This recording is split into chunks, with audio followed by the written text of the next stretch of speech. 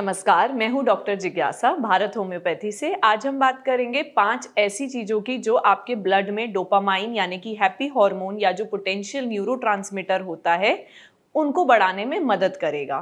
क्या खाना चाहिए और क्या नहीं खाना चाहिए? पार्किंसंस डिजीज के पेशेंट अक्सर ये पूछते हैं, लेकिन आज मैं आपको ऐसी कुछ चीज़ें या लाइफस्टाइल चेंजेस जैसे डाइटरी एडवाइस और लाइफस्टाइल एडवाइजेस देने वाली हूँ जिनसे आपको क्लियर हो जाएगा कि किस तरीके से डोपामाइन की मात्रा ब्लड में नॉर्मल की जा सकती है। सबसे पहले हम बात करेंगे कि आपको स्ट्रेस को बहुत ईजिली मैनेज करना है। उसके लिए आप मेडिटेशन कीजिए, योगा कीजिए या फिर आप ग्रीन पार्क्स में वॉक के लिए जा सकते हैं, खासकर सनलाइट के टाइम पे, ताकि विटामिन डी भी नॉर्मल रहे ब्लड में और सनलाइट एक्सपोजर से डोपामाइन का भी ब्लड में बैलेंस मेंटेन रहे। उसके अलावा मुझसे पूछा जाता है कि मैम खाएं क्या, मतलब खाने में ऐसी क्या क्या चीज़ें हम इंक्लूड कर सकते हैं अपनी डाइट में जिससे कि डोपामाइन की मात्रा बढ़ सकती है। तो एक तो मैं बोलूँगी कि रॉ टर्मरिक बहुत अच्छा है।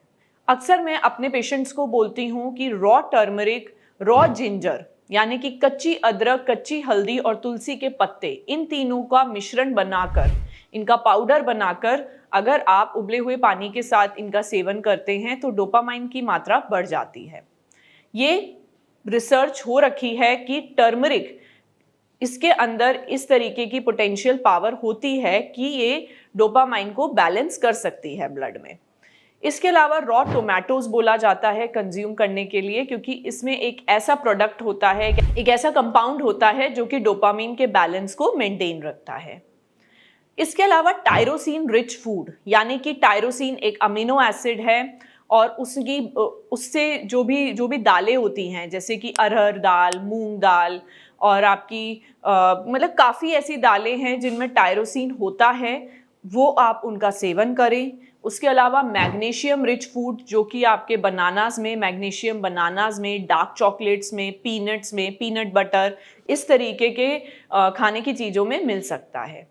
तो tyrosine rich food, magnesium rich food और टर्मरिक, ये 3 चीज़ें बहुत अच्छी हैं। रॉ टोमेटोज, खासकर जेनेटिकली मॉडिफाइड जो टोमेटोज होते हैं, वो आप कंज्यूम कर सकते हैं।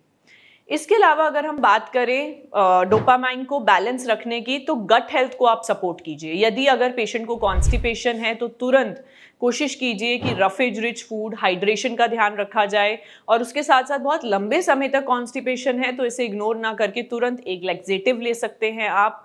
यूजुअली चाय कॉफ़ी बंद करने के लिए कहा जाता है यदि पेशेंट बहुत लंबे समय तक कॉन्स्टिपेटेड रहता है। इसके अलावा स्ट्रेस मैनेजमेंट के साथ साथ बहुत ज़रूरी है कि आप मेडिटेशन को टाइम दीजिए, योगा आसन प्रैक्टिस कीजिए। उसके साथ साथ आप अपनी स्लीप को मेंटेन रखिए। एडल्ट्स में यूजुअली ऐसा देखा गया है कि पार्किंसन के पेशेंट्स में स्लीपलेसनेस देखी जाती है, तो 7 से 8 घंटे की स्लीप लेने की कोशिश कीजिए। स्लीपलेसनेस अगर है तो तुरंत आप डॉक्टर को कंसल्ट कीजिए, ये पार्किंसन का एक मेन लक्षण हो सकता है। मैं आशा करती हूँ कि इस वीडियो के थ्रू आपको क्लियर हो गया हो कि अगर पार्किंसन के पेशेंट को डोपामाइन डेफिशिएंसी की वजह से सिम्टम्स आ रहे हैं तो क्या उन्हें खाने के लिए दिया जा सकता है या क्या लाइफस्टाइल चेंजेस किए जा सकते हैं ताकि मेंटेन रहे डोपामाइन और पेशेंट के सिम्टम्स ईजिली मैनेज हो सके। शुक्रिया।